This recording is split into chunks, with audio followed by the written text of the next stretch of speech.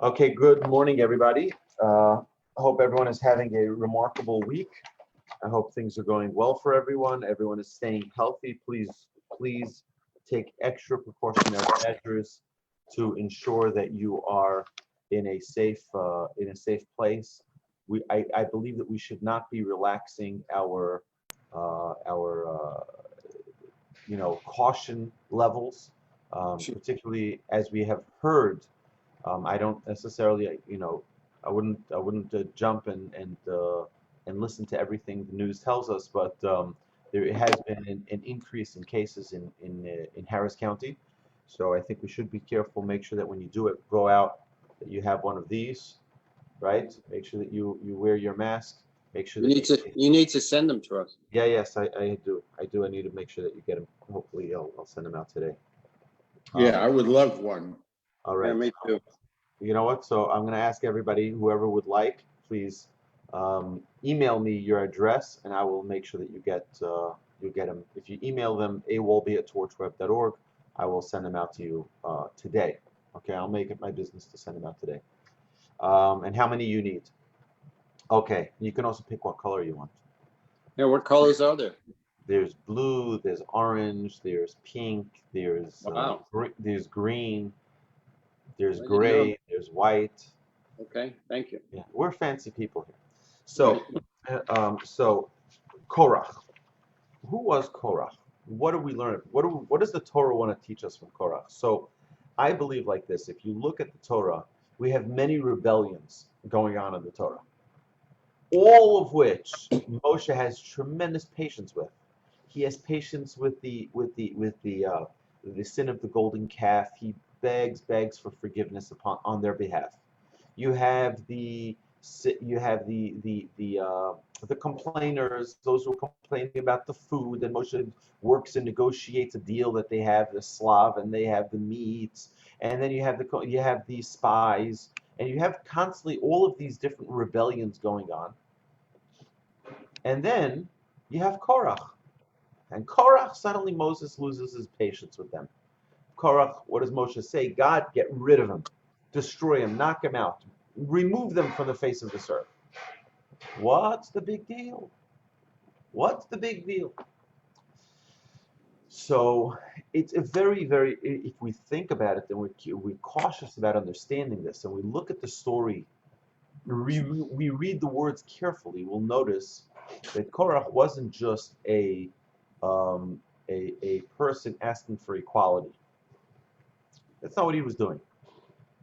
Korach was looking for much more than equality. Korach was the first communist. Korach was the first communist. You know, we all get triggered by the word equality because it's such an important thing. We want everyone to have equal opportunity. We want to have everyone to have equal rights. We want everyone to have equal everything. Okay, equal potential. Okay. So we know that there are different, they call it the middle class, the upper class, the lower class. Okay, we have all these classes. I don't know why we need to, define people in classes, but let's say you always have, these two different classes. So what we believe in equality is giving everyone an opportunity to have that same success. Anyone not agree with that? Everyone agrees with that. So Right. what's communism?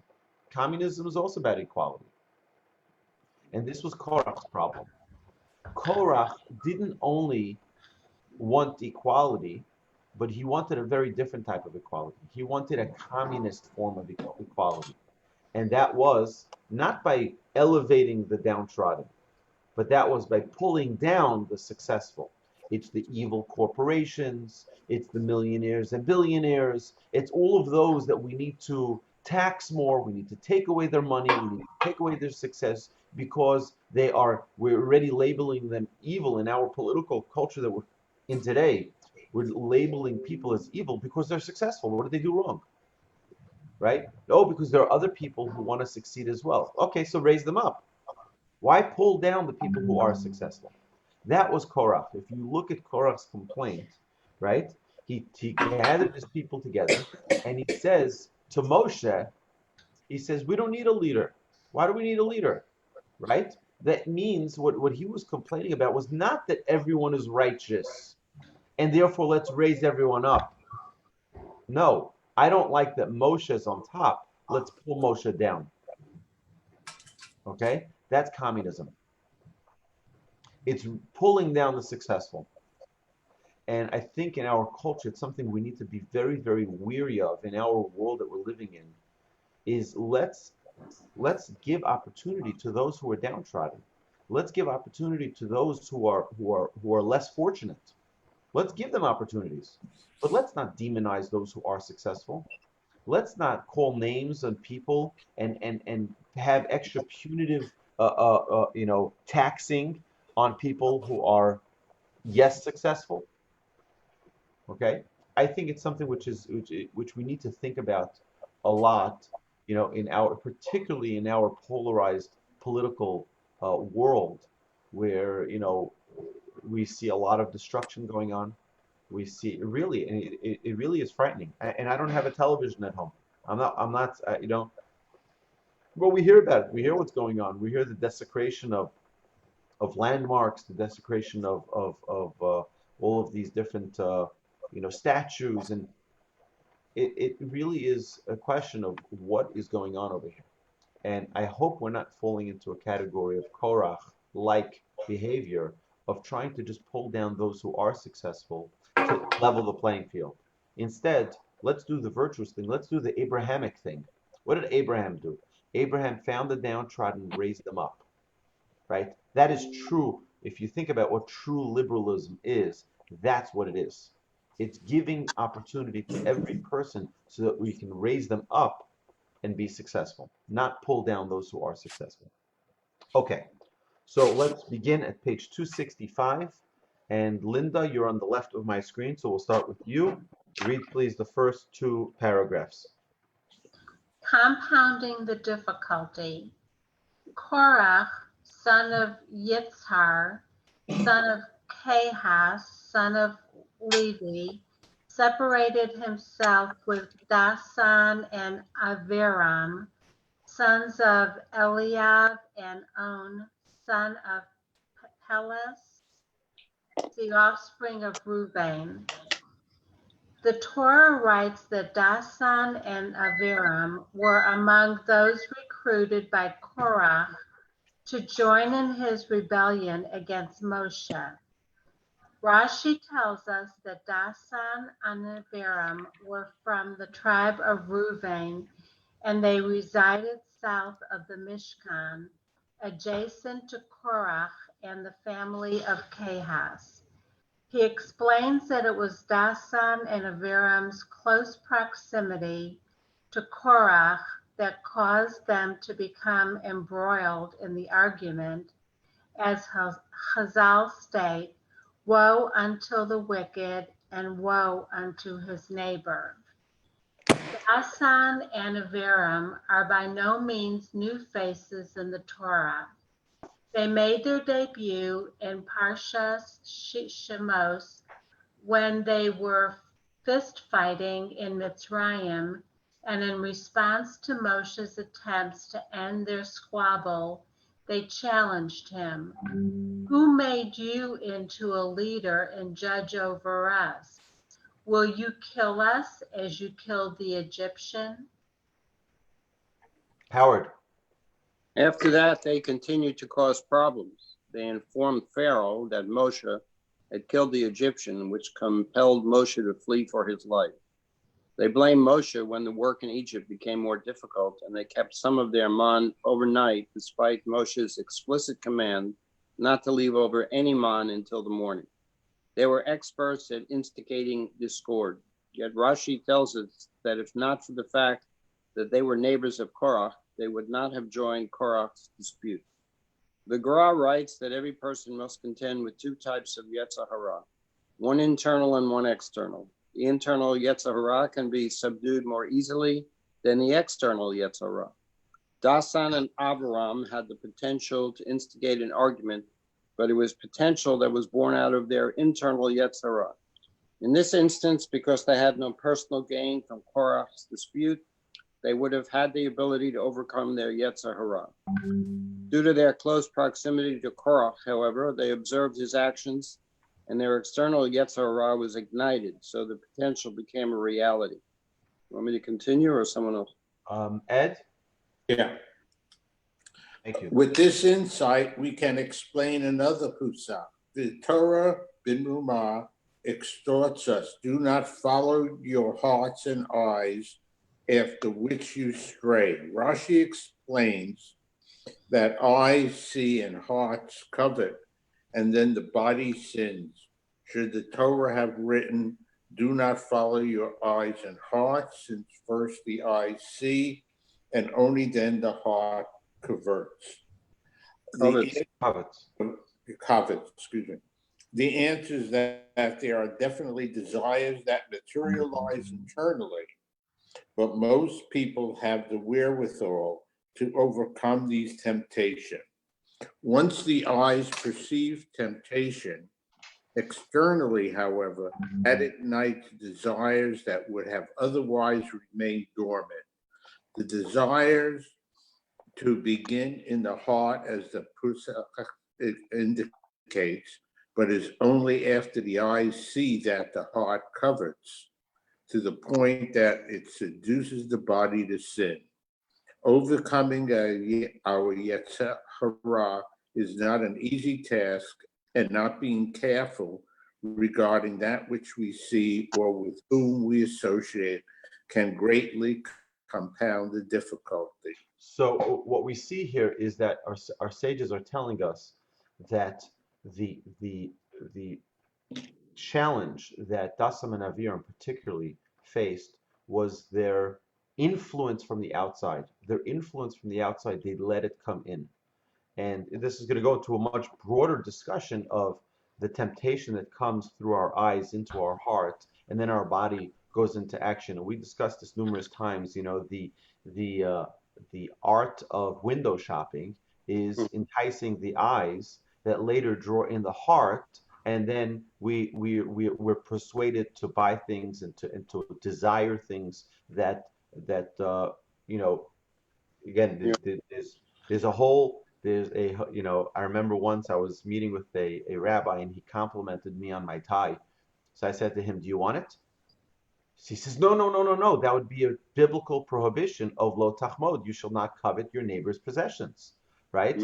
And having that, he says, I'm just complimenting, right? But if a person desires what someone else has, that's one of the 10 Commandments, right? You're not allowed to desire something that's not yours, right? And the idea here is that we have to be careful of the things that are around us, the influences that are around us. There are hundreds, if not thousands, of influences every single day around us. They're called advertisements, okay? Every day there are these advertisements trying to pull our attention, to pull our resources, to pull our heart, our eyes, our desires, to go after them. And that is a very dangerous place, because if we don't have control, then we're constantly lusting after the next thing, the next thing, the next thing, and we lose that centering ability of having the right balance in all areas of life. What he's saying here is that there's the internal Yetzer Hara and the external Yetzer Hara. And what our sages are telling us is that there's something that we can control, at least of our external Yetzer Hara. You know, I've said this numerous times, is that we are the gatekeepers of our own environment. We are the gatekeepers of our environment. What does that mean? That means that we have the ability to pick better friends. We have the ability to pick better neighbors, right? But we have internal Yetzer Hara, and that's our impulse to get angry. That's our impulse to be jealous. That's our impulse to be arrogant. Those are internal Yetzer Hara, and those we need to learn to control, and those are difficult to control. But the ones that are external, right, we really have to harness, because we will be impacted. We are the gatekeepers of our environment. If we put ourselves in an environment which is a negative influence, we will be influenced negatively. And if we put ourselves around people who are kind, who are giving, who are loving, who are complimenting, who are gracious, then guess what? We will absorb those traits as well. And Dasan and Aviram are a perfect example of people who were always hanging around the wrong people, or the wrong chevra. They were always hanging around the people who were a negative influence, and therefore that influenced them to become negative personalities. How many times do we have the ability to protect ourselves, from those negative influences, right? And you see Oliver over there? Okay, you see Oliver? Okay, we're in the middle of learning now, so soon we'll be able to do it, okay? Okay, you can look at Oliver, but soon we'll continue, because right now we're learning Torah. Okay? So the idea that we need to be cautious of those influences is a very serious thing in Judaism. We see that we brought Oila Rasha Oila Shechina, woe to unto the wicked and woe unto his neighbor, right? It says harchek mishachen ra, distance yourself from a bad neighbor, right? Because those influences will impact you. It's inevitable that those influences will impact you. So, and the same, by the way, we mentioned for our children, right? If we see, I'll tell you this, okay? I've said this story before. It's a little bit embarrassing, but it's an amazing story of what true parenting should be like. So when I was about 10 years old, 9 or 10 years old, I remember I got into a fight with one of my big brothers, and I said a word. I called him a name or word that no Jewish child should ever say. And I remember when my mother heard that, she was a little bit startled, and she said, "Okay, you know what? Just why don't you wait for Abba when he comes home?" Right? My father comes home, and he sits me down really lovingly on our front porch, and he sits me on his lap, and he says, "You know, mommy told me that the Ima told me that you had a little dispute with your brother, a little fight, and you used a word that no Jewish boy should ever use." So he says, "I'm not upset at you. I'm not upset at you. I just want to know something. Where did you hear that word? We certainly don't talk like that in our house. Where did you hear that word from?" And I pointed right across the street. We lived right across the school, right across the street from a schoolyard, right? One of PS 182 in Brooklyn, right? And it was one of the public schools in New York City. And I had African American friends, Puerto Rican friends, Italian friends. And for them, this was their the words they used all day. When they missed a shot, and from in the basketball court, what do you think they said? They used these words. And when they struck out from a baseball game, that's what they did. We played stickball, right? But these are things that, see, he said, "You know what?" He didn't say anything. He said, "Okay, thank you." The next week, my parents went to Muncie, upstate New York, to look for a house. He says, because in upstate New York, we don't have public schools and we don't have that bad influence. He says, I can't blame my child for being influenced by the environment I put him into. And we moved to Muncie, and in Muncie, there aren't any public schools. So that was the end of that. Right? You understand that it really is a responsibility of a parent to find a healthy environment for their children to be surrounded by, right? And if they're in a good environment, they'll be influenced in good. They'll soak it in. And if they're in an environment that is negative, they will soak it in.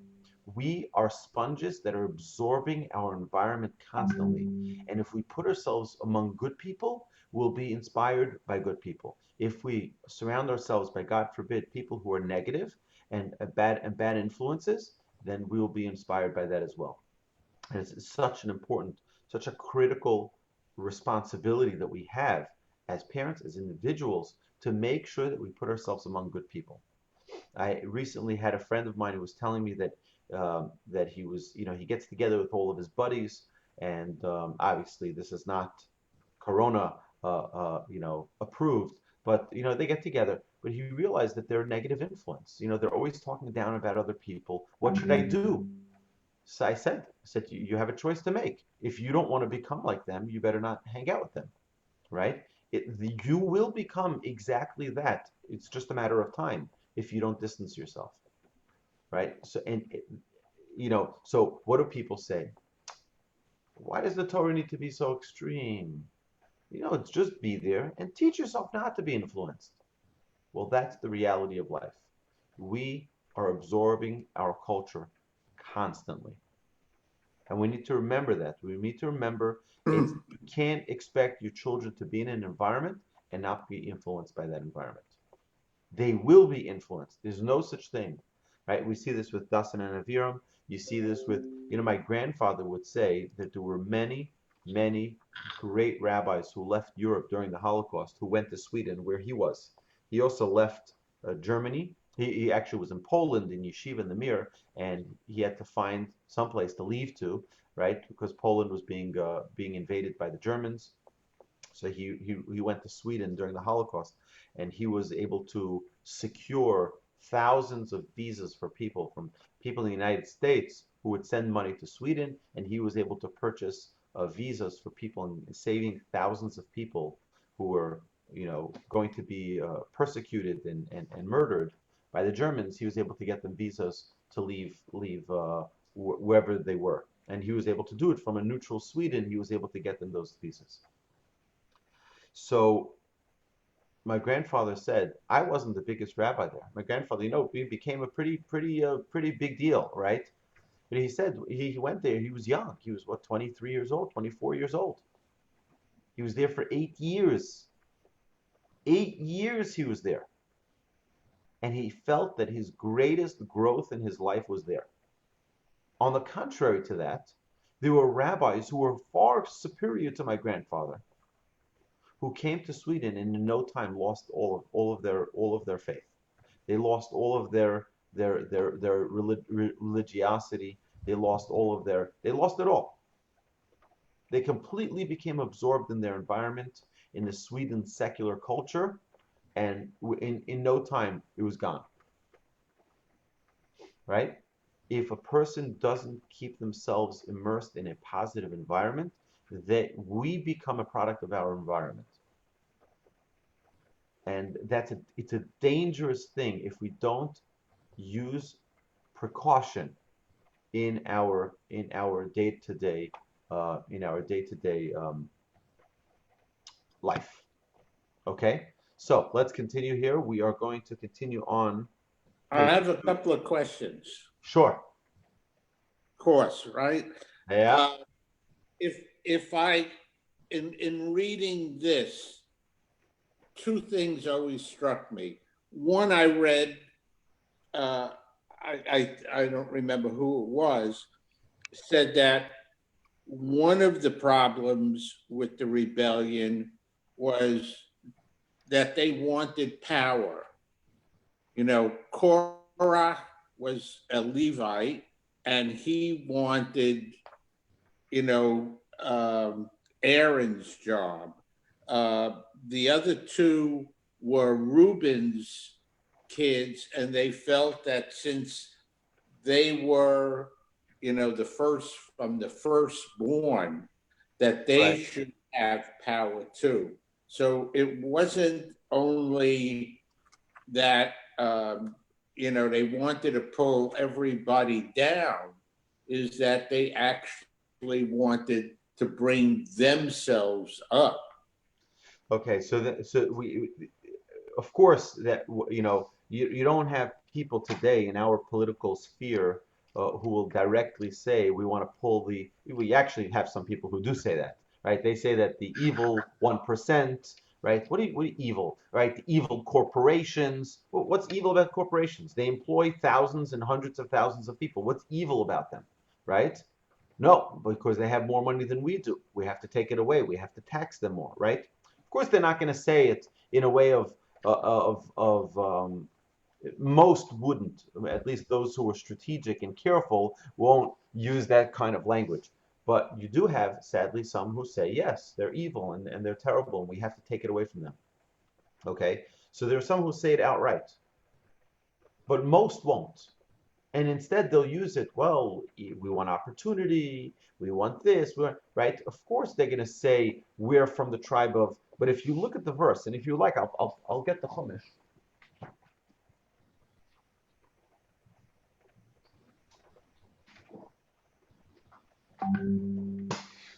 All right, so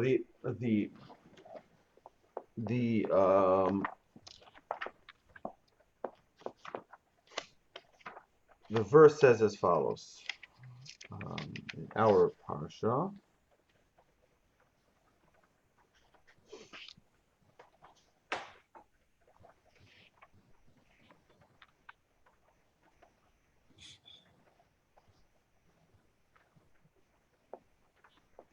Okay, so listen to what he says. Vayikolu al Moshe v'al Aaron, and they gathered around Moshe and Aaron. Vayomer alehem, and they said to them, Rav lochem, ki chola eda kula kadoshim. Why do you need to be leaders? Why do you need to be leaders? The whole people, the whole congregation, right? They're all holy. Why do you need, right? What do we need leaders for? Any leaders. Let's call it equal, okay? You're not going to be leaders. We're not going to be leaders. Nobody's going to be leaders. Everyone is all holy. They're all righteous. Listen to what he says now. Ubesocham Hashem. They're all holy, and Hashem is among us. Hashem is with us. Now here comes the communist line, okay? Umadua tisnasu al kahal Hashem. Why should you be elevated over the other people? Okay, that's the words they're saying. We can give a lot of commentary. These are the words they said, right? Lama umadua tisnasu al kahal Hashem. Why are you elevated above the other people? Right? So yeah, it's true that each one had their equal, their rightful argument, their justified expression of equality. We want to have this, and everyone has that. But remember the words they're saying here, and it comes through in those words. Madua tisnasu ka'al Hashem. I don't care that you're right. Yes, let's say you're here, I'm here. But it's not to give me more opportunity. Here he's saying we're all equal, so let's pull you down. That's exactly the words they're saying. Right? We're all talking about equality. Everyone's talking about equality.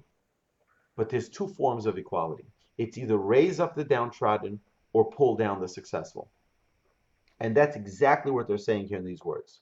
Right? Vayishma Moshe vayipol upon. If Moshe heard this, and he immediately felt, he put his head down. He's like, I can't see this, right? And then he talks to Hashem, right? He talks to Korah. He says, you know what? Hashem is going to have to resolve this. And he gives his advice to Hashem. He says to Hashem, we got to take these people out. These are communists. Communists, terrible thing, right? Because they have a very wrong type of equality that they're seeking, right? Look, you know who the first liberal was? Abraham. Abraham also believed in equality. But when he saw poor people, he tried to raise them up. When he saw people who were hungry and sick, he went to visit them, and he went to bring them food. He wanted to give everyone opportunity, raise the people up, and Abraham was a very wealthy person. Very successful. Let's give them opportunity. Let's give them what they need so that they can be successful. Here we see a very different story. Here we see the story of the people of Korah. It's the people, they want to pull people down. And that's a very dangerous place to be in. Okay? So I recommend, if you get a chance, if you have an opportunity to read through the words carefully in the English translation, maybe read some commentaries on this, you'll see it's pretty jarring and surprising how blatant this was. Okay. Any other question, Ed? Are we good? All right, Eliza. Well, I think they're kind of stupid, actually. Who's that? Korah group. For what you said in the beginning, they saw what happened, after they did the golden calf. They saw what happened when Miriam said something against Moshe. They saw that God was with Moshe all the time. Right. Why are you trying to take down the yeah. the leader? And if he has the big guy in back of him, I'm not going to come out and say, I'm going to tear you down. So I think on top of everything else, they were just stupid. Right. It wasn't a bright thing to do. I don't disagree with you. I'm Okay. just, yeah. Yeah. Okay. Excellent. Elisa, page 267. Okay. For those of Over. you online, just a quick, we are using Rav Wolbe on Chumash, volume 2. This Rabbi Yitzchak Wolbe is Rabbi Yitzchak Kaplan is married to my sister. He's my brother-in-law. He compiled all of these magnificent Divrei Torah from different writings of my grandfather, and really did a magnificent job. So I want to thank him for really giving us this platform so that we can continue to learn Torah every week. And now we've been doing this now probably 5 or 6 years. We've been doing this every week, so it was fantastic. So page 267, for those of you who do have the volume 2 with you. Aliza, please go ahead. Okay. Is it overcoming? Uh, So, disagreements, These are but not Oh, fights. sorry. Yeah. Disagreements, but not fights. Moshe sent forth to summon Dasan and Aviram, Hiram. the sons of Eliav, but they said, "We shall not go up." When Korah challenged Moshe, Dasan and Aviram joined the fray. Although Moshe was certainly not at fault, he nevertheless sought to appease them.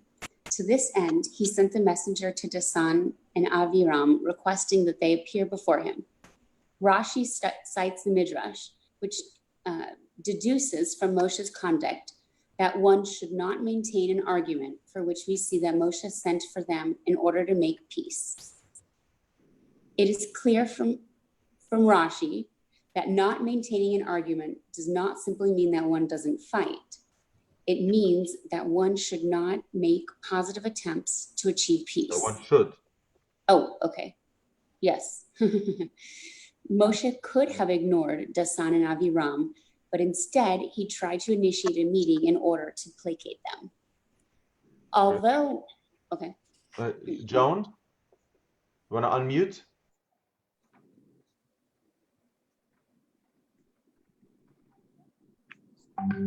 Away. There Okay, you here I go. am. Although we should emulate Moshe's conduct, the ability to disagree without taking the argument personally is definitely not an easy skill to master. All too often, when people disagree, their difference of opinion snowballs into a full-fledged war, which ultimately results in the two sides refusing to even speak to each other. They take their difference of opinion personally, which causes it to affect their relationship. Continue. Yes, please. A glimpse of a Torah true disagreement can be gleaned from the dispute between the pre-war European yeshivos regarding the learning of Musar. While Rav Baruch ben Leibowitz was of the opinion that full-time Torah study obviated the need for a set time for Musar study, the altar of Slabodka felt that most people. The elder. That's the elder of Slobodka. The elder of Slabodka felt that most people need to complement their Torah study with a daily regimen of Musar. The elder therefore left Rav Baruch Bar's yeshiva, Knesses Bas Yitzhak, and opened his own yeshiva, Knesses Beis Yisrael. Sometime later, Rav Baruch Bar took one of the elder's most devoted disciples as a son-in-law. Their dispute did not affect their relationship. Right. So just because we have a difference of opinion doesn't necessitate this owning the relationship and distancing oneself completely from someone you disagree with. Right? It's okay. You can have a healthy disagreement. There's nothing wrong with that. Right. And it shouldn't take away from the friendship. Bobby, you there? All right. Linda, please. it is well known that Rav Shlomo Zalman Auerbach stated at his wife's funeral that they had lived in peace together, and therefore there was no need for him to ask her forgiveness. Sometime later, he met a disciple who had recently married. He asked how things were going, and the disciple responded that things are great, and he and his wife never argue. Rav Shlomo Zalman then inquired if everything was all right with his wife and if she was healthy. The disciple responded, Hashem, everything is fine. But why was Rav Shlomo Zalman asking? Rav Shlomo Zalman explained that it was not normal for a husband and wife not to have any disagreements. But didn't you yourself say that you did not have to ask your wife for forgiveness? Asked the bewildered disciple. Absolutely, he responded, since our disagreements did not affect our reason to ask for forgiveness. Life is full of disagreements. It's up to us whether or not it will be full of joy. Right. So we see that it's very normal in every relationship to have discord. To have disagreements. But if that disagreement becomes discord, that's when it's not good. That's when it's not healthy. That's when it's dangerous because it can become an all-out war. It's okay if a husband and wife disagree, but a disagreement doesn't mean, you see, every human being is their own world. They have their own perspective. They have their own way that they feel about things, their own way they understand things, their own way that they look at things, right? Okay, so they understand it differently, they see it differently, that's fine, it's perfectly normal. However, when that becomes so personal that you can't accept that someone else sees things differently than you, that's when it becomes a problem. All right, one of the things that we challenged the class when we talked about patience in our Musar series is that a person should take an opportunity. If you want to learn what patience is, take the opportunity, invite a friend for coffee, and you foot the bill, invite them for coffee as your guest, and this is the exercise, right? If let's say you're a right winger and they're a left winger, right? And or the opposite, vice versa, right? Talk for 1 hour with them only about politics. Okay? Where you vehemently disagree with one another.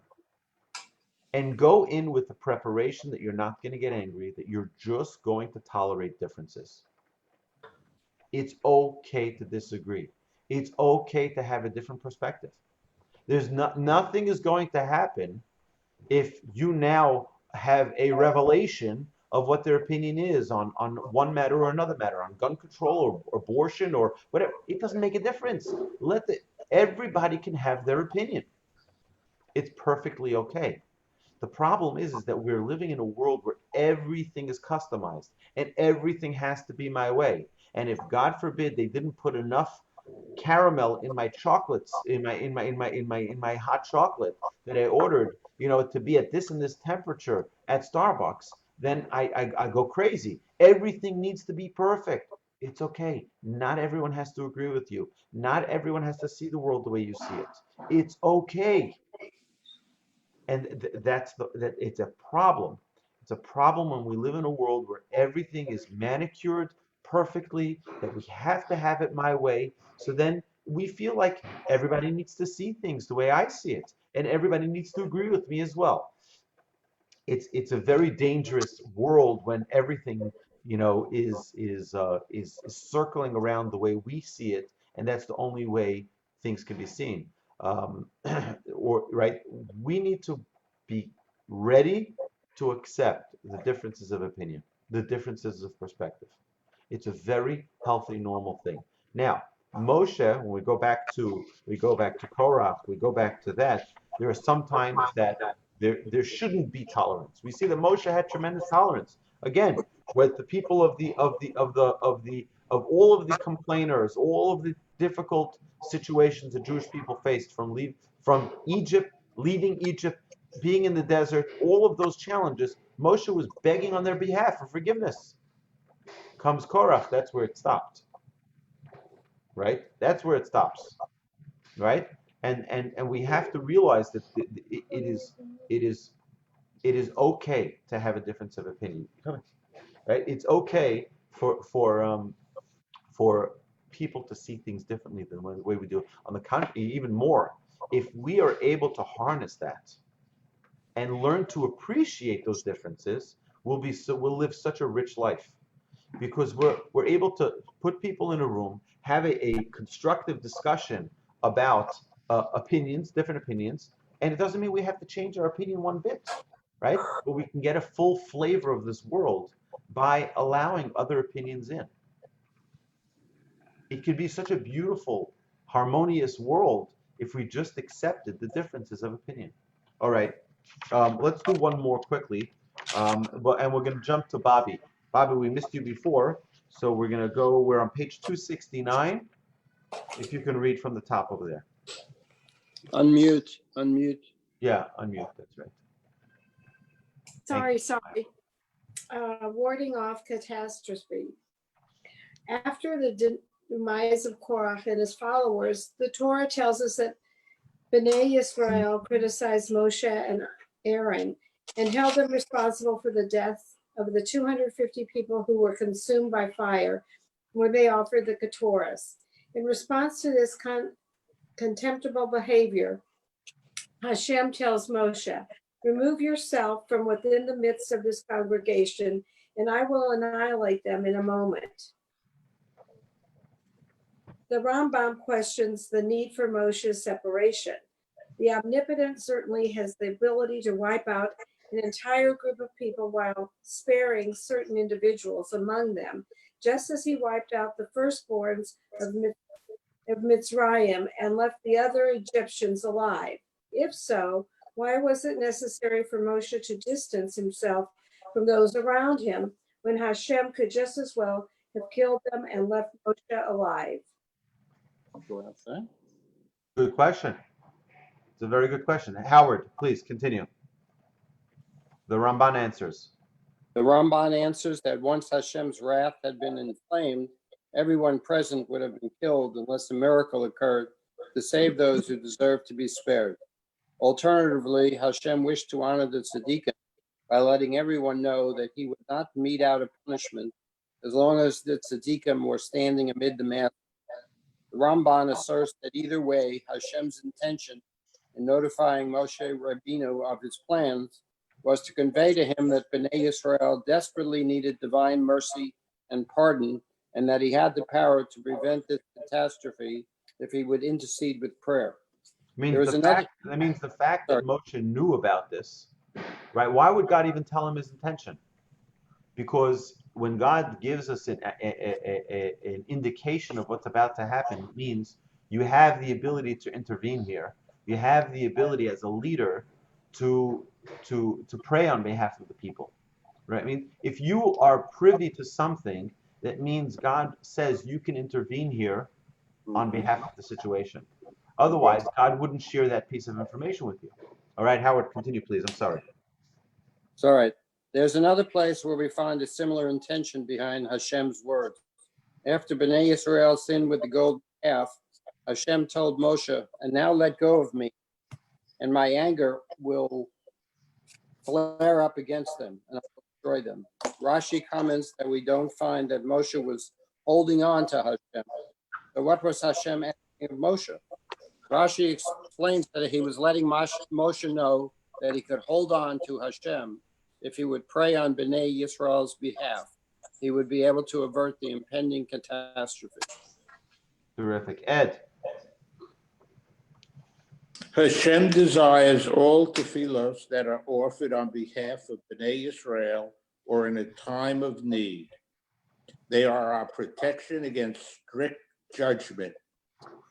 Had Moshe not davened in each of the above situations, the ramifications would have been unfathomably tragic. Although Hashem did not want to melt out harsh punishment, tefillah was nevertheless imperative in order to ward off danger. One tefillah of Moshe had the ability to save the entire Bnei Israel. Similarly, many situations require our tefillos, whether on a personal or communal level, and Hashem is waiting anxiously for these tefillos. Why not take a minute to daven for a relative, a friend, or an acquaintance, or even better, for the entire Kal Yisrael? They need the tefillos. Hashem wants them, and we have everything to gain. Right. So this is, the idea of the power of prayer, right? If we hear a story, right? I know people who have this custom that whenever they hear an ambulance, they say a chapter of Psalms. They don't know who the ambulance is going for, but someone's in distress. There's another human being in distress. Maybe I can say a prayer for them. Maybe I can have someone else in mind, right? And we hear a story, we get text messages, someone is sick, someone is facing a challenge. You know what?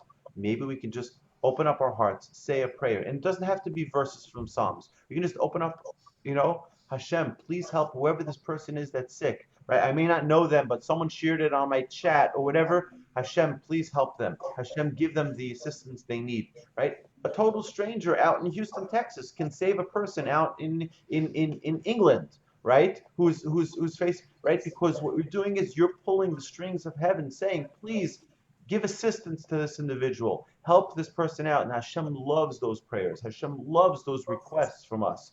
We think like, what? Hashem has enough going on. He doesn't need me to interfere. No. Hashem wants us to interfere. That's why he sends those messages to us. If Hashem didn't want us to be involved, we would never hear about it.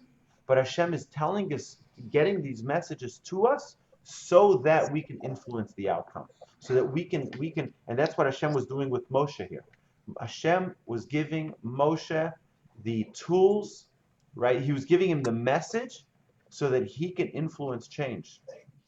He can influence change, and we see that he did influence change. We see that the Jewish people were saved on behalf of Moshe, because Moshe was intuitive, listening to this message. He was able to then pray on behalf of the Jewish people and say, Hashem, you know what? Please forgive them. Don't hurt them for this. Don't take out your wrath on them. Right? It was just a mistake. The Jewish people are good people, and they will, and I don't want them to die because of this sin. And I think it really is vital for us to understand our role that we play in the world through prayer. We have such incredible ability through the power of prayer to influence change in this world. Joan, you have a question? No. Okay. I was going to go back to the argument thing. Remember, a long time ago, a very wise young rabbi taught us in one of the early Musar classes that if you don't want to have an argument, don't answer. Do you remember that wise young rabbi? I don't remember the wise young rabbi, but I remember that statement. That's, you were the wise young rabbi. He never take credit. That's him. So I'll tell you, it really is an important thing. Not every question needs an answer. I learned that once from a student of my grandfather. So my grandfather was once giving a class, and one of the students asked a question. And my grandfather continued to teach the class, didn't answer the question. So the student came over to my grandfather after and said, I asked you a question, right? And you didn't answer me. He says, not every question needs an answer. So now this student of my grandfather was in Houston, Texas as a scholar in residence, and he gave a special class for Torch, for the Torch rabbis. And I asked him a question, and he said over the story, and he didn't answer my question. He says, not every question needs an answer. He says, I've been waiting for years to get back at your grandfather. He says, I was finally able to get it back to his grandson, right? And but it's a true thing. You know what? Just because someone has a good question, just because someone has a good perspective, doesn't necessarily mean that we have to agree with it. It doesn't necessarily mean that we have to respond. Okay? It's an important thing. Sometimes we could just keep our mouth closed, right? We don't need to get into the argument. We don't need to get into, because getting into the argument, it only escalates sometimes, and it makes things much worse. All right, everybody, have an amazing Shabbos. Thank you so You much. too. Thank you, And Rabbi. Rabbi. Shabbat I look shalom. forward to seeing everyone next week. I may not Praise be God. here at this cheer, but I will, God willing, be having all the classes throughout the summer on regular schedule. Thank God for this great technology that we can continue to learn no matter where we are. We can continue to learn and connect. So again, Everybody be safe. Be safe. Be thank you. safe. Stay well, safe, Thank be you. well. Have Please, thank you wonderful for the Shabbos, everybody. Thank you so much. please, You too. thanks for the message. I got it